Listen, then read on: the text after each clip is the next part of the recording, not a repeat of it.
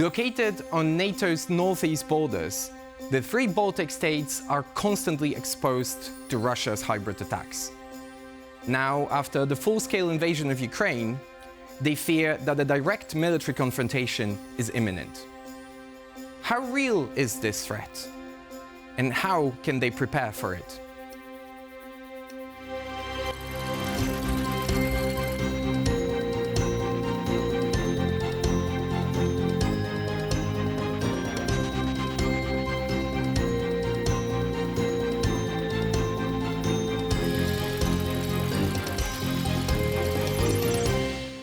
Good evening. My name is Mateusz Mazzini, and this is Wider View. 2024 marks 20 years since Lithuania, Latvia and Estonia joined NATO. As Russia's neighbors and former Soviet colonies, they have always shared deep mistrust towards Moscow. Now, with Western countries struggling to send aid to Ukraine, the Baltic leaders have been urging to take the Russian threat seriously. But how likely is Vladimir Putin clashing with NATO? And what role would the Baltic states play in that conflict? We will go to our guests soon, but first, let's take a better look at the state of military preparations in these three countries. Lithuania, Latvia and Estonia are no strangers to Russian imperialism. Ever since regaining independence from the Soviet Union in 1991, they have been regularly targeted by various forms of political, cyber and propaganda offensives of the Kremlin. In 2007, Russian hackers retaliated after Estonian authorities relocated a Soviet-era monument to the outskirts of Tallinn. The attackers paralyzed the websites of several ministers, public institutions and Estonian banks. Since then, political leaders from the region have advocated for better international protection against Russia. NATO responded. In 2008, a year after the Russian attacks, the alliance created a cyber defensive unit in Tallinn. But in recent years, old-fashioned warfare has returned to Europe and has begun to once again threaten the Baltics. They sounded the alarm after Russia invaded Ukraine. Estonian security services concluded that Moscow is getting ready for a military confrontation with the West and would be ready for it within a decade. An offensive towards the Baltics is likely, but will not end there. If we fall, Russia will go further and Berlin will be next, said Hanno Pevkur, Estonia's defense minister. His country is among the largest donors to Ukraine, transferring a total of $1.2 billion in aid. That's 3% of Estonia's GDP. Baltic leaders want other NATO countries to be ready for what they believe to be an imminent conflict. There is no time to waste and preparations are underway. 3 countries have agreed to build 600 bunkers along the borders with Russia and Belarus, a crucial ally to Putin. Civilians are being trained in first aid and emergency procedures. But many worry it will not be enough. Peace and tranquility now sound like a distant memory. With Russians still fighting in Ukraine, here in the Baltics, for the first time in decades, war is no longer just an abstract idea. We saw in the opening material that the threat of Russian invasion into the Baltic states is a serious issue, both politically and militarily. To unpack the topic further, we have 3 esteemed guests with us tonight. Lolita Čigāne, who is joining us from Riga, has been involved in Latvian politics in various forms since mid-90s. She has worked with, among others, Radio Free Europe and headed the Latvian branch of Transparency International. She's an expert in the development of former communist states, EU politics and good governance. Good evening, Lolita. The second guest tonight with us is Karolina Hird, who is a Russia Deputy Team Lead and Evans Hansen Fellow at the Institute of the Study of War in Washington, D.C. Ever since the beginning of the Russian invasion into Ukraine in the spring of 2022, Karolina has been involved in daily analysis of Russian movements on the Ukrainian front line. Good evening, Karolina. And last but not least, Dr. Jenny Mathers, a senior lecturer in international politics at the University of Wales, Aberystwyth, and an expert in Russian politics and civilian-military relations. Good evening. I want to begin with you, Lolita, and ask you a very direct, frank question. To what extent is the possibility of a Russian direct invasion into the Baltic states a real topic on the ground in Latvia, but also in other neighboring states? Is this something that people really talk about, think about, take into consideration in their daily plans? The Russian threat has always been there, and that really hasn't changed. People are aware of that, and it's palpable. It's just with us ever since we regained our independence. Very interestingly, of course, for a long time, the European countries, European Union countries thought that we had some kind of strange Russophobia, that Russia has changed and it can be relied upon. Of course, it has turned out not to be true. When it comes to conventional warfare, of course, we saw how Russian tanks were rolling over the Ukrainian border, and it was really scary. It really evoked memories from the Second World War, and then the war became very tangible for us. However, in general, as a society, we believe that probably not so much conventional, although we need to prepare for that. But if there is an attack from Russia, it will be either a hybrid or a disinformation attack, attacks through all kinds of challenges to the resilience of our society. And just keeping in mind that Russia has really turned... Mm-hmm. I'm gonna have to stop you right there, because we will have definitely moved to a further discussion about Russian hybrid threats as well. But I want to move to Karolina and bring you into that.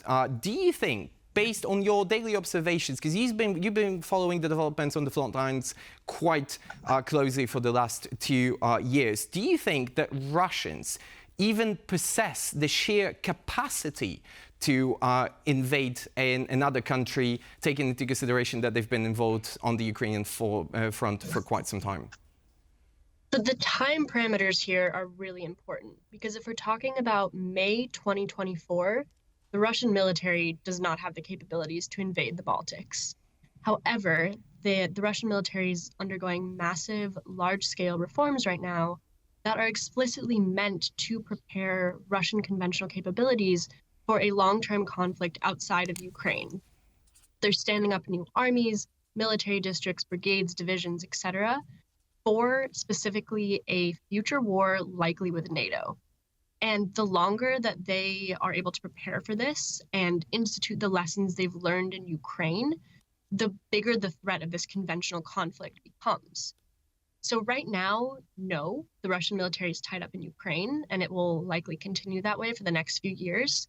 But in a 5 to 10 year perspective, this starts to look very, very different in terms of conventional capabilities that Russia could possess to conventionally threaten the Baltics. And just quickly to narrow it down and play possible scenarios, should that invasion ever happen, what would be the most likely area? Would that really be the Baltic states, or any other place along the NATO-Russia border, perhaps the Suwalki Gap between Kaliningrad and Belarus? So in terms of potential invasion scenarios, I think that the Baltic scenario is probably the most likely, just because of the conventional assets that Russia has bordering the Baltics. They have one of their largest armies, the 6th Combined Arms Army, and a large airborne division that are both along the border with the Baltic nations, as well as, of course, all of their assets in Kaliningrad. And this is seen as kind of a weaker part of NATO's front line, just in terms of the number of brigades and military assets that these militaries possess. So I think that that would be the most likely scenario. It is the kind of weakest and most, at that point, be the geographically closest and most covered by the Russian air defense umbrella. I want to bring Dr. Mathers into the discussion right now and ask about the Russian perspective, because we are fairly capable of assessing the Russian military potential right now, but we don't seem to know much about the potential Russian strategies. Would a direct conventional, and I stress the word conventional, military confrontation something that the Russians would ever be interested in, or do they prefer other forms of challenging the West, including hybrid warfare, disinformation, attacks on critical infrastructure? My view is they definitely prefer these alternative means of attacking the West to conventional forces. Using conventional forces against a NATO country brings with it all kinds of unpredictable elements. How would NATO respond, for example? But I think what we've seen with the war in Ukraine is that Putin's Russia has a particular view of security for Russia. And Putin's view of Russian security is one which requires it to dominate its neighbors, and particularly its neighbors who were once part of the Soviet Union. And so from that point of view, I think the Baltic states are clearly in a vulnerable position. And certainly I would agree with Karolina that if we're looking ahead several years, when Russia has perhaps had a chance to recover its forces from the current war in Ukraine, then I think the danger to the Baltics would definitely increase. And what is the possible timeline here? Because there are different numbers being floated in the public debate. The Estonian Secret Services concluded an analysis, if I'm not mistaken, in February this year, when they concluded that it's a matter of maybe 2 to 4 years that the Russians will be able to rebuild their capacity to confront NATO. Germans are saying 5 to 7 years. Can we possibly even provide a tangible, more or less accurate number for that? I think it's really difficult because it depends on what is going to happen in the coming months and perhaps years in relation to the war in Ukraine, because we know from the recent change of Russian defense minister that there is a larger role for the economy obviously being envisioned. There's a long-term strategy for building up the Russian defense industry.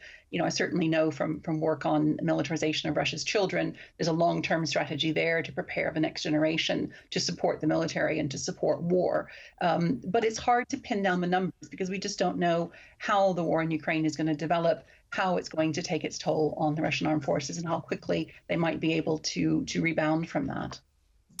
And on that note, I want to move for a second away from the military, or at least heavily militarized topics, and move back to you, Lolita, and ask about civilians, because we know that this is one of the most widely discussed topics in the whole of Europe, I think, not just in the Baltic states, to have a resilient civil society that's prepared, that knows what to do in the event of a conventional invasion. Do Latvian people undertake any sort of preparations to increase their capacity to move in such situations? Are there any trainings, formal or informal, provided to the civilian populations? What's the picture on the ground?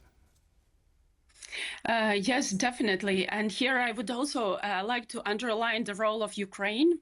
Very interestingly, the fact that there is this atrocious war of aggression against Ukraine has really mobilized Latvian society.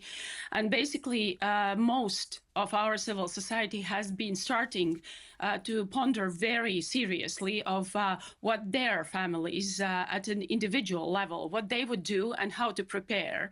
And there has also been guidance from our authorities, from the Ministry of Defense, of how to prepare. And of course, at the present moment, we are working with an assumption that conventional warfare is possible, that there is this possibility of Russia just rolling over with their tanks over our border. So there is a high level of preparedness. Our National Guard has really grown in numbers. They undergo very serious trainings. We have resumed a mandatory military service. There are volunteers who start the service as volunteers and then they decide to join the army. Okay. So general level of preparedness has really increased. And this solidarity that our society has shown to Ukraine is really quite remarkable. You were quoting the figures of Estonia, but Latvia's figures are quite similar. And basically we have all mobilized and been involved in some kind of either gathering resources, goods, services in any possible way to help Ukraine to fight this war, because of course, here in the Baltics, we are very much aware that should in any horrible event Ukraine lose the war, it will be a huge danger first to us, but then to the rest of Europe and of course to the global order. Thank you very much. That was not so pessimistic an assessment of the situation on the ground in the Baltic states. But now we're moving to the second part of our show with an equally pressing topic. As we know, the term of the current Secretary General of NATO, Jens Stoltenberg, is coming to an end this year. Who will replace him? There's a number of frontrunners and different candidate names are floating around. Let's have a more detailed look at the state of negotiations. Ever since its creation in 1949, NATO has been overwhelmingly reliant on US military and financial efforts. American personnel constitute over a third of active duty soldiers and staff inside the alliance.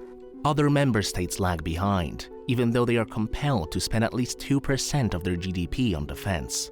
In practice, as many as 13 countries fail to meet this target. With Poland, Lithuania and Romania leading the efforts to upgrade their armed forces in recent years, the center of gravity inside NATO has moved eastwards. It is not just a matter of hardware or investment. Politically, the eastern flank has also stepped up its game. With Jens Stoltenberg, NATO's current Secretary General, leaving his post in October of this year, the competition to replace him is already underway. One of the frontrunners is Mark Rutte, the outgoing Dutch Prime Minister, but newer members claim it is high time for their turn at the helm. Polish Foreign Minister Radek Sikorski, his former Latvian counterpart Krišjānis Karniņš, and Estonian Prime Minister Kaja Kallas are all mentioned among possible candidates to lead the alliance. Kallas, a vocal critic of Vladimir Putin, often nicknamed the Baltic Iron Lady, has a good shot at the position. Many in the West appreciate her for her staunch support of Ukraine and her sober assessment of geopolitics. In recent years, she's debated many political heavyweights inside NATO, including US Defense Secretary Lloyd Austin and German Chancellor Olaf Scholz, leaving the impression she is ready for a more international assignment. But to accomplish that goal, she needs everyone on board. NATO elects its leader through unanimity and numerous member states are firmly behind Rutte. Negotiations will continue until October, and the future of NATO's leadership remains very much an open question. Whoever wins will need to learn on the job quickly, as the threat of Russian imperialism is unlikely to disappear. We are all aware of the asymmetrical relations between different NATO countries in terms of their defense spending. We know that Europe is slowly waking up to its needs to increase their own military capacity and defense capabilities, especially in productions. But some countries have been doing that for quite some time, and Poland is a very good example in that context, projected to be spending over 4.3% of its GDP this year on defense. But I want to begin in this part with you, Karolina, and bring you on from the American perspective. We know that NATO is overwhelmingly dominant by American military contribution, and Europe needs to do more. But is this something that the American elites, American politicians really debate independent of their political affiliation, or is it just a hot topic on the part of the Republican side of the spectrum? Yeah, so as you've pointed out, a lot of the topics about the war in Ukraine and NATO's role in supplying Ukraine have become really politicized in the US. We're in an election year right now, so everything feels very sensitive and nerves are very, very high. They have been since the supplemental was tied up in Congress for as long as it was. So we're in this very difficult position where Ukraine and all of the different issues that are kind of emanating out of the war in Ukraine, especially NATO and NATO funding and that sort of thing, are political and sensitive. There's a lot of concerns about what will happen following the presidential election and what that will have, what impacts that will have on the alliance. But I will say that for the most part, and something that is a little bit difficult to convey in the US, is that NATO's eastern flank and the war in Ukraine is a matter of US strategic interest. And because it's so far away geographically, it's harder to convey that in terms that I think the American public and American political elites understand, especially because it's an election year and people are trying to make sense of their own campaign platforms and that sort of thing. So it's a difficult situation. And I think that if it wasn't an election year, we'd be having quite a different conversation than we're having right now. Well, this is certainly something that we're going to yet come back to in this conversation with the possibility of Donald Trump returning to the White House following the November election. But I want to move to Lolita and ask you about the politics of NATO Secretary General election from the Baltic point of view, because we have at least two candidates being rumored from the region aspiring running for the top job in NATO. It's Kaja Kallas and the former Minister of Foreign Affairs in Latvia, Krišjānis Kariņš. To what extent do you think the Baltic countries are actually going to treat this as a priority and try to negotiate one of the two candidates into the position of the Secretary General? Is this just a political play or a real ambition for the region? NATO, of course, for us is very important. It's currently the most important alliance along with the European Union. So, of course, we are taking it very seriously, and this bid to become the Secretary General is a play of strong cards, so to say, because I think there have been many European and NATO allies that have admitted that we've been right and they have been wrong about the real Russia's intentions. So basically, we are playing a strong hand. We have two very good candidates, as you mentioned, and we are prepared to go along with them. However, of course, NATO is an alliance and the unanimity will be required. So basically, I believe that the goals of NATO and having a very firm stance vis-a-vis Russia and also Russia's war of aggression against Ukraine is more important than personalities. It might happen again, and there is a legacy of that, that an older democracy, more neutrally perceived, for instance, like Scandinavian countries or Netherlands, might be able to actually have their national as the Secretary General. And I think as long as the principles remain clear to us and really embody this whole idea of a full awareness of the aggression that Russia is posing not only to Ukraine, but also, of course, to our region, but also to the broader world, that really is the most important question in this equation. Well, you said that you're willing to fight for this position, but should you need to sacrifice it, what are you willing to sacrifice in exchange? Because we know that the outgoing Prime Minister of the Netherlands, Mark Rutte, is a front-runner supported by a number of countries, and NATO still operates under the principle of unanimity. The Baltic states have been quite vocal in saying the next leader of NATO needs to come from a country that meets the 2% of GDP threshold. And the Netherlands are far from it. If I'm not mistaken, it's 1.15% at the current pace of spending. So is there anything that the Baltic states are willing to ask for in exchange for their support for the Rutte candidacy? Of course, and our colleagues very appropriately mentioned that in case Russia starts sensing signals from the Ukrainian battlefield that it might have a chance to win, or at least to freeze this conflict and wait out until the politics in the European Union and also the US get really messy and are captured by populists. So basically, if it starts sensing these signals and also feels that NATO is somehow also wavering in its support, then it's really an awful messaging that will throw the whole world, not only our region, in complete chaos. So basically for us, the most important thing is this full awareness of the threat and danger and extreme destructive nature of Russia.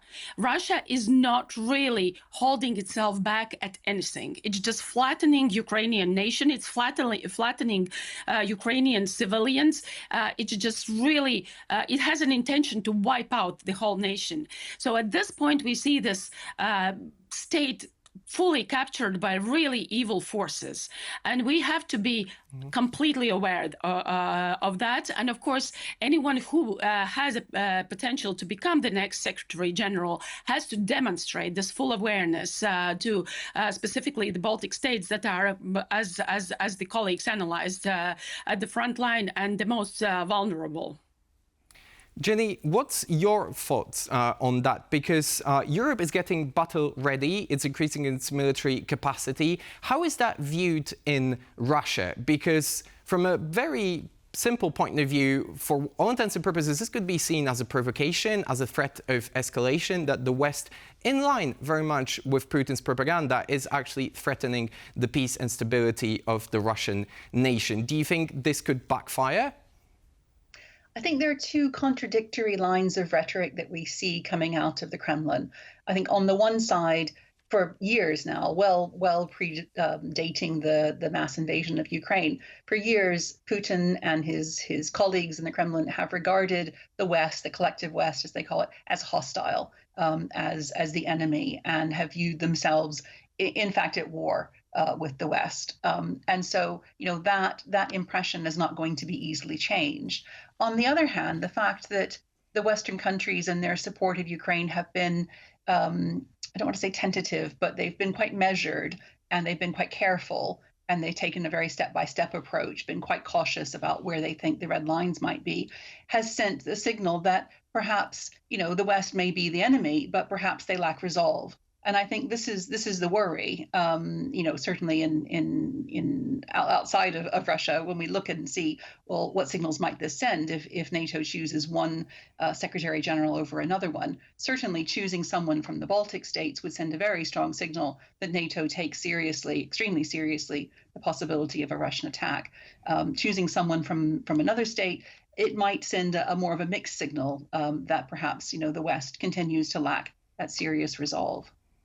And finally, the elephant in the room that we seem not to be able to escape, Donald Trump. And on that note, I want to move back to Karolina and ask you about this possibility of him returning to the White House and what would happen to NATO should that scenario actually materialize. And I quote one of the most, I think, famous and widely quoted pieces from the last months when Ann Applebaum in The Atlantic wrote, "Trump will abandon NATO, don't have any illusions over that."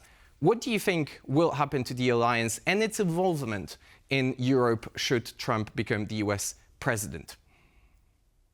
So I think theoretically, we all kind of can see Trump moving the US back from NATO. But I think it is in some ways still a coin flip. We don't really know what his foreign policy priorities are going to be yet. Those are still very much in flux. But I would like to kind of bring it back to this idea of what we're signaling to the Russians and what the Russians are picking up from us. They are playing this delay game in Ukraine, and they have been.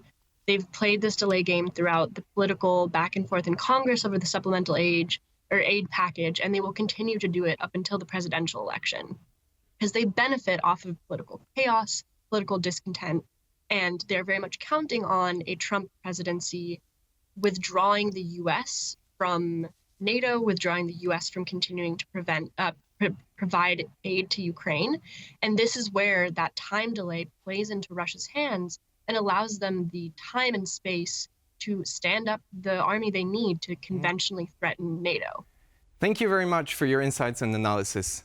Good night. And this is a wrap for the first edition of Wider View. Please join us next week when we'll be discussing the war on words, how Kremlin's Russia is fighting independent journalism. Good night.